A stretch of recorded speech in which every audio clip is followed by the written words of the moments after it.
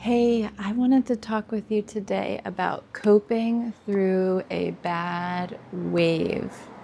I know that if you are going through psychiatric drug withdrawal, you are having any kind of withdrawal symptoms, this can come with some pretty terrible waves and some horrible thoughts and feelings. So I have made this video for you to go to with just like I'm going to throw out a whole bunch of ideas of different ways to cope through a wave and some encouragements. So if that's you today, and you could use some encouragement or some ideas for how to cope through a wave, please stay tuned. I'll share with you what I've got. My name's Joanna. I am a coach for people who are getting off their psych meds. And I went through a pretty horrible withdrawal experience coming off of my own multiple psychiatric medications and have healed. And now I'm just so thankful that I can walk with other people through their own healing journeys. So if you're looking for help or support and want someone to talk to, please check out the link in the video description, and I would love to meet with you or have you join us in one of our groups to support you as you go through your own healing journey. But that said, I would love to share with you here some ideas for coping through and surviving some tough waves. Now, waves, you might feel like you're not even sure if you're in a wave because you might think to yourself, maybe this is the new me, or maybe I am just this bad, or I've always been this bad, or I will always be this bad. And you just keep thinking terrible negative thoughts, fearful thoughts, catastrophizing, or just feeling so terrified of everything, or maybe you just had all of your symptoms really ramp up and you can't do anything, you feel like. If that is you, any of those things about your thoughts, it could be physical symptoms, it could be mental symptoms like depressive thoughts or intrusive thoughts, fearful thoughts. Any of those things are related to a wave, and they are not you. They are related to healing from being on a psychiatric medication and getting off of it. And that does not mean that you are like this forever, because you are not.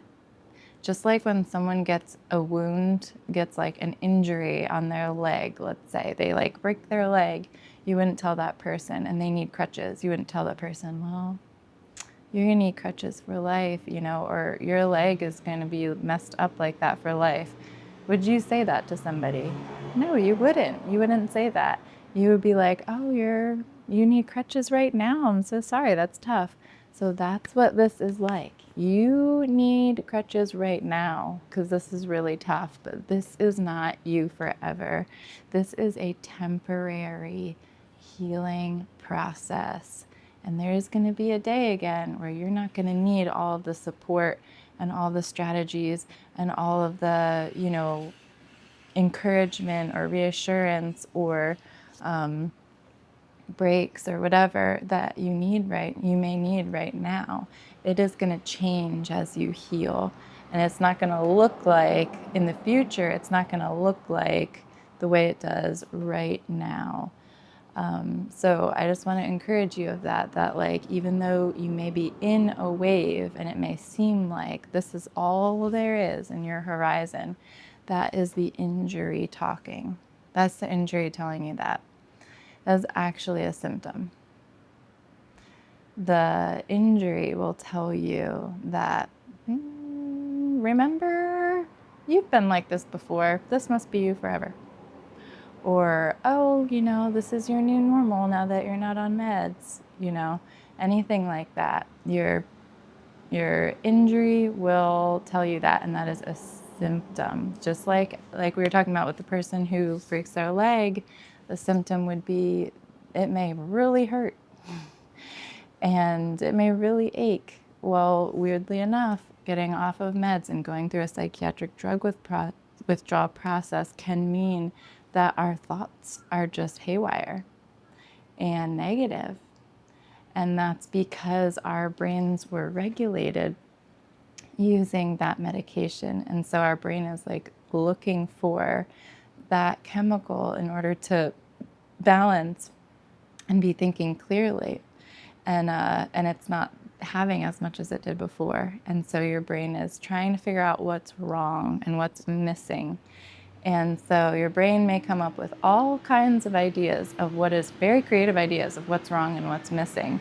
And the true story is that you've reduced your medication, or you've come all the way off your medication, and so your body is feeling that need, and you're on a shortage of maybe like dopamine or serotonin, and your nervous system's healing and your body is healing. And so in that healing process, your brain is having like reduced happy chemicals, and so it's having like negativity.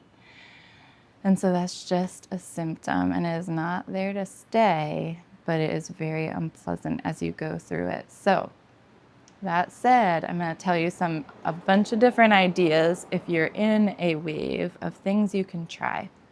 So it's not so much about making the wave disappear. Sometimes we just need to accept that it's happening. And maybe that's even really hard to do. But these ideas are more to help in supporting you through it, because the wave is actually part of how your body is healing. And I know that sounds really weird, but for whatever reason, our brains go through this window and wave process when they heal. And so think of it more than trying to like conquer the wave, like I will not feel negative. Think of it more as like you're coping through it.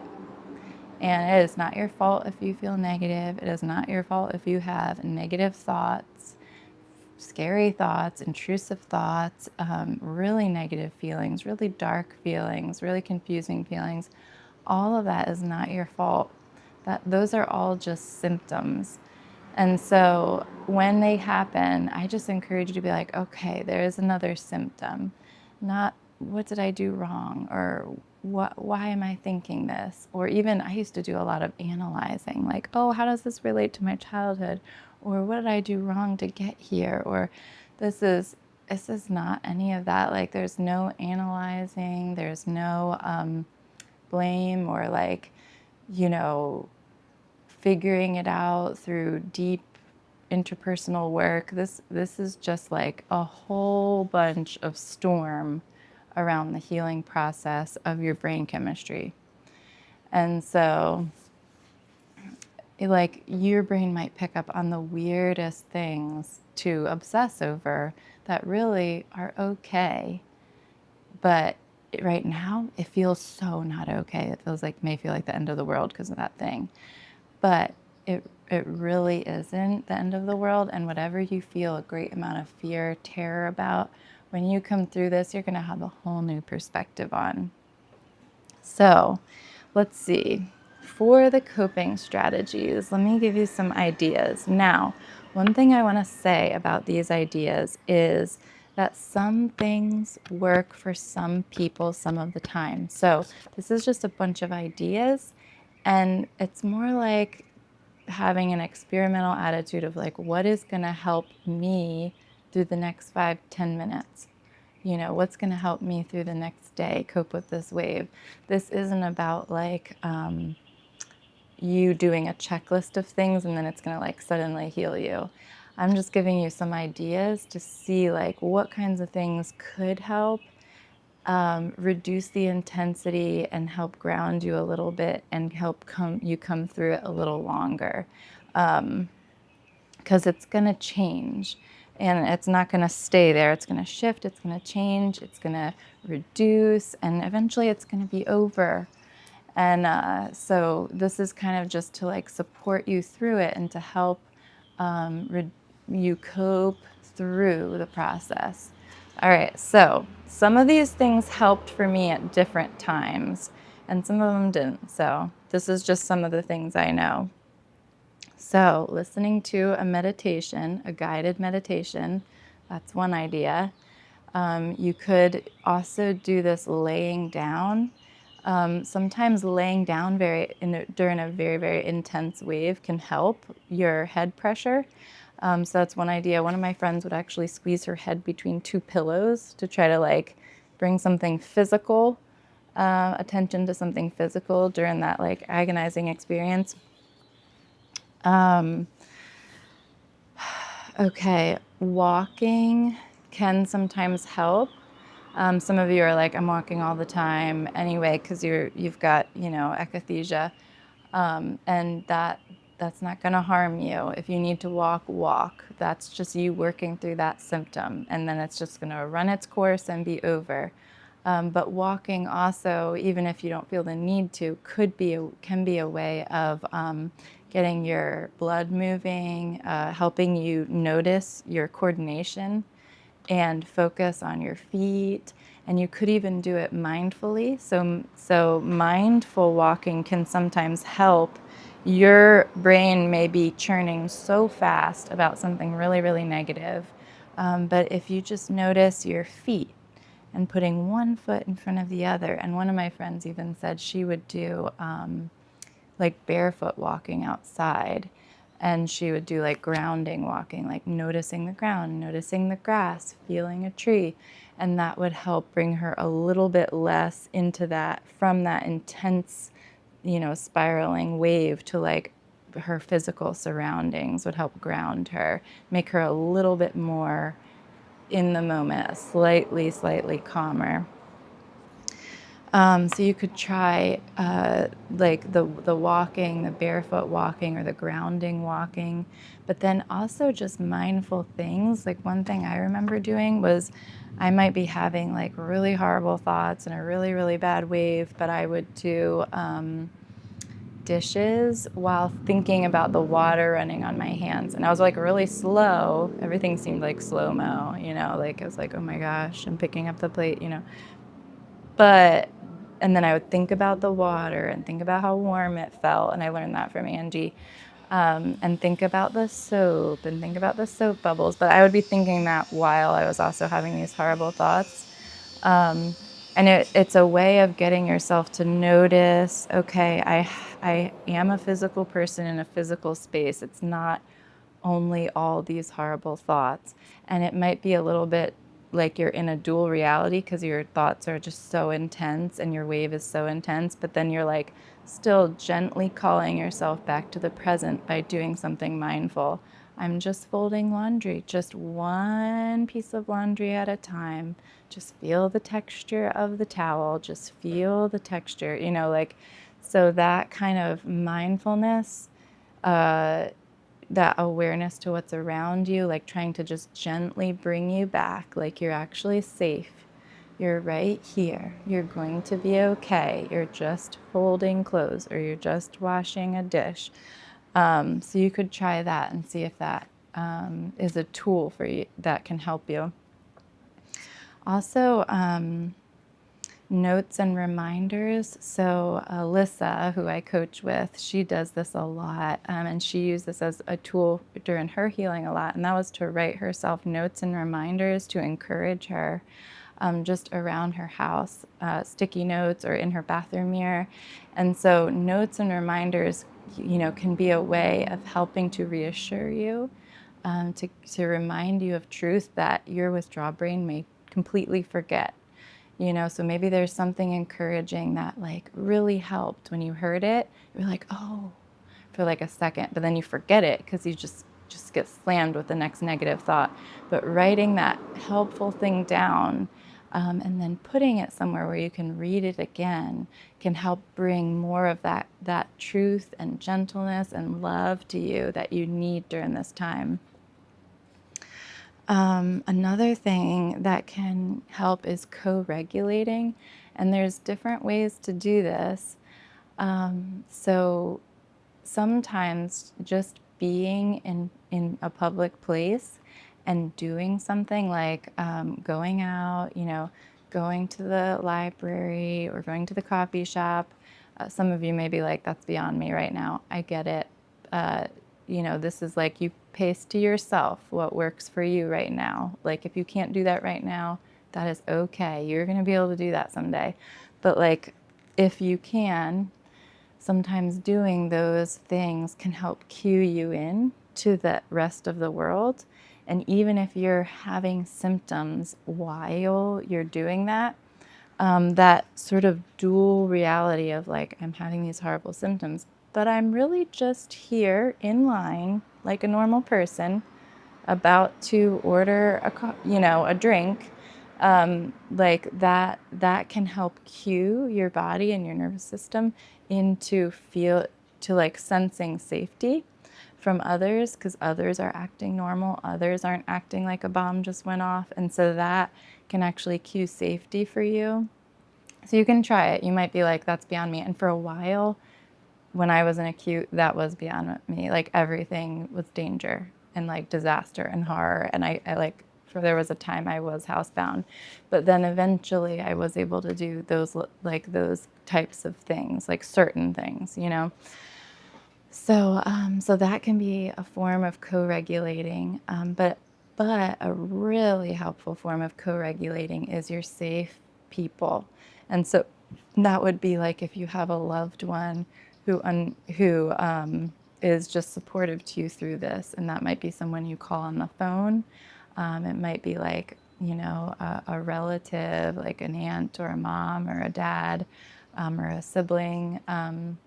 But someone who is just gentle and encouraging and loves you and is supporting you through this, talking with them can actually be co-regulating for you and soothing to your nervous system. Hearing their thoughts and their perspective can just help you come from that intensity to calm just a little bit more down.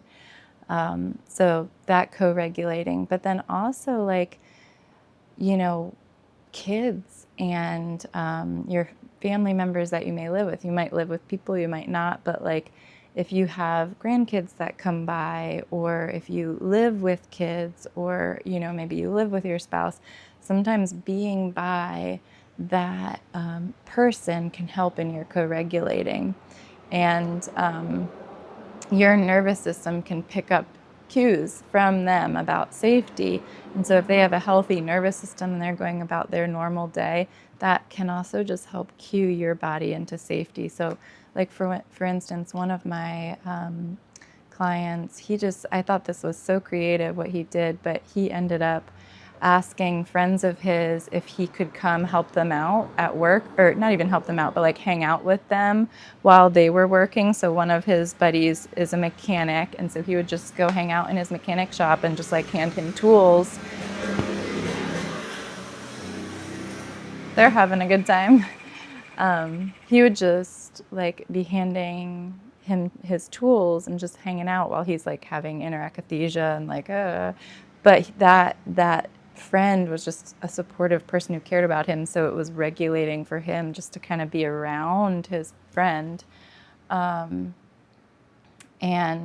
then he'd also ride with his other friend, doing deliveries. And so I just thought that was a really, really creative way of just finding ways to co-regulate with loved ones, even if they may get it, they may not, but sometimes that their healthy nervous system can actually, if they are a supportive person, and you have a good relationship with them, that can be very healing for you.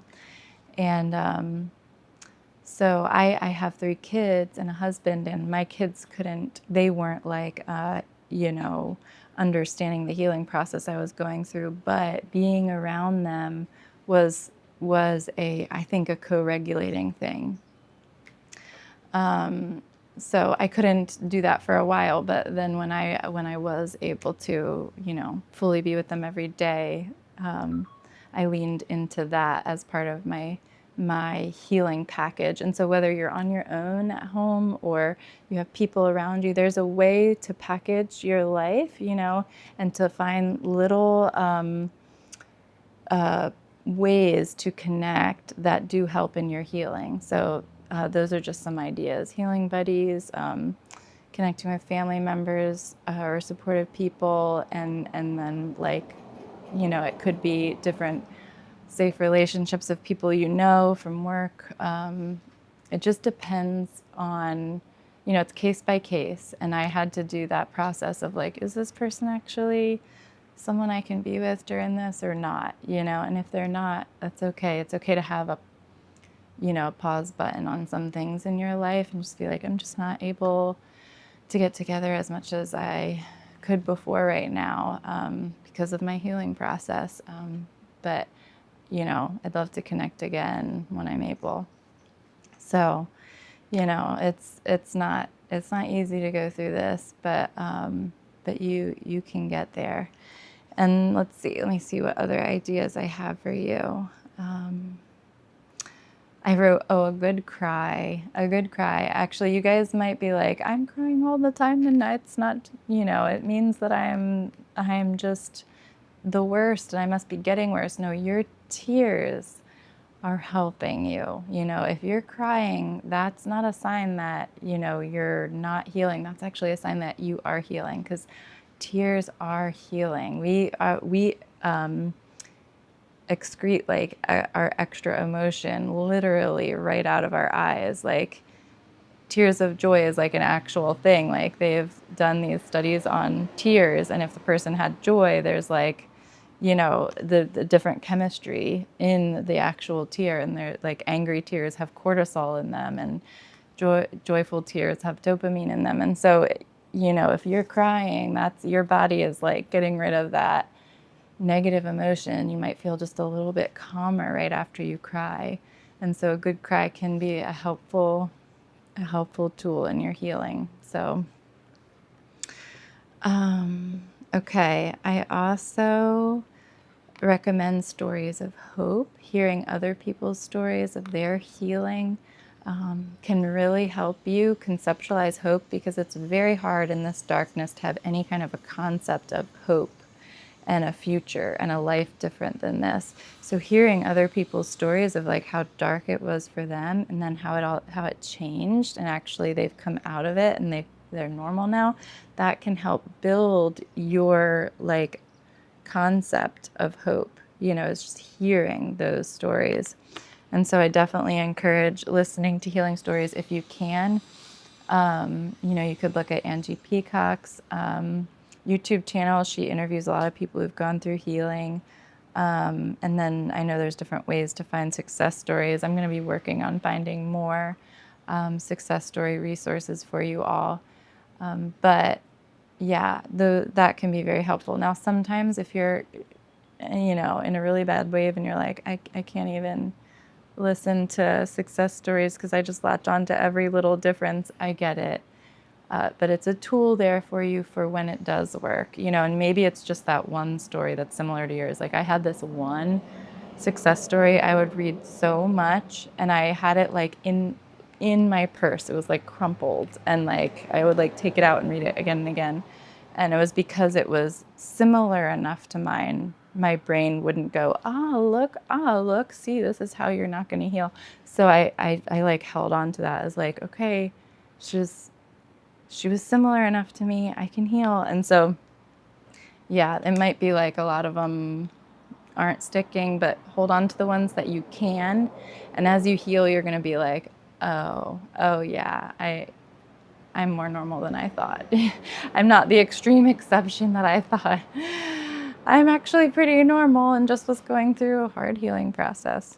So, distraction is another thing to try.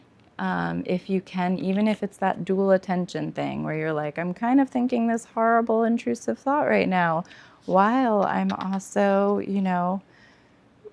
like learning how to make a paper flower. But, distraction can be like strengthening a muscle of giving yourself permission to think about something else. And you might not be able to a whole lot, but just gently see when you can distract yourself and focus on something else.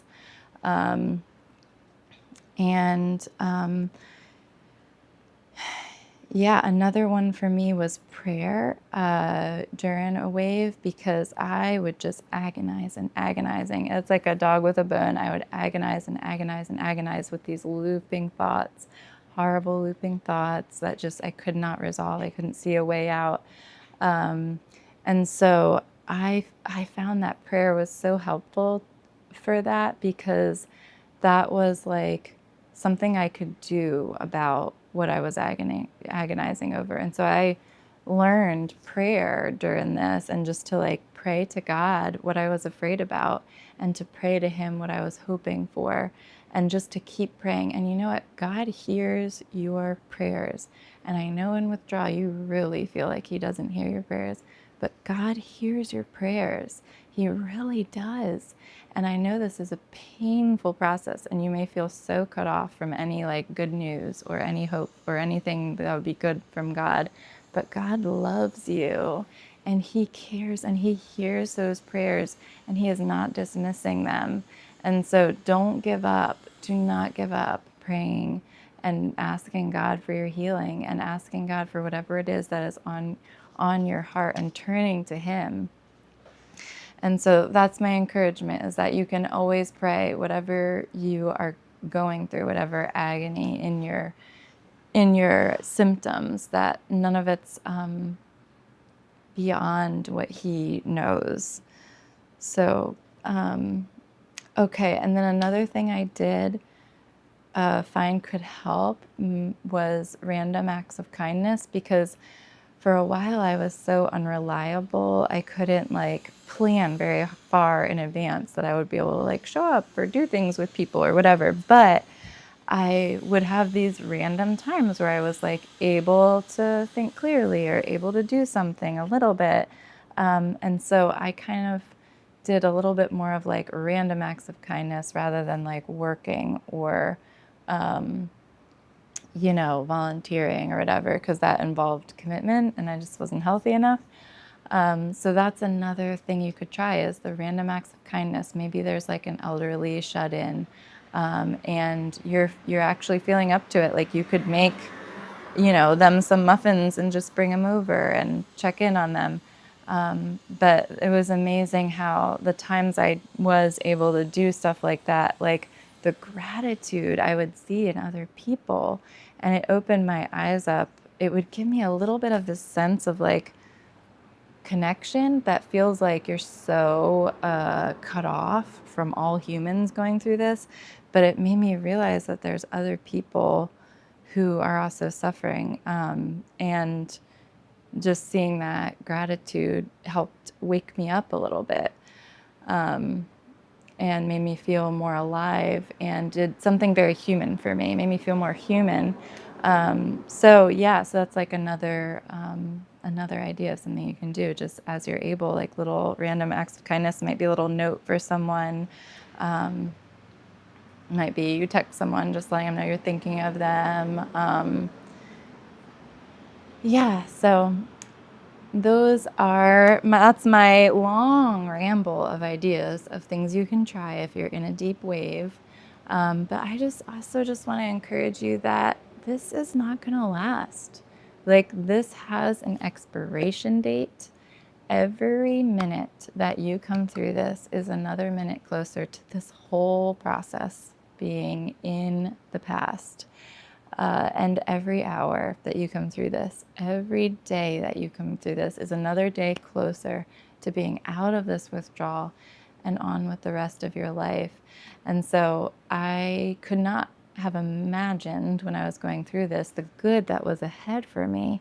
And it's like that for you too. Like right now, you may feel like your life is turning out into the worst possible direction.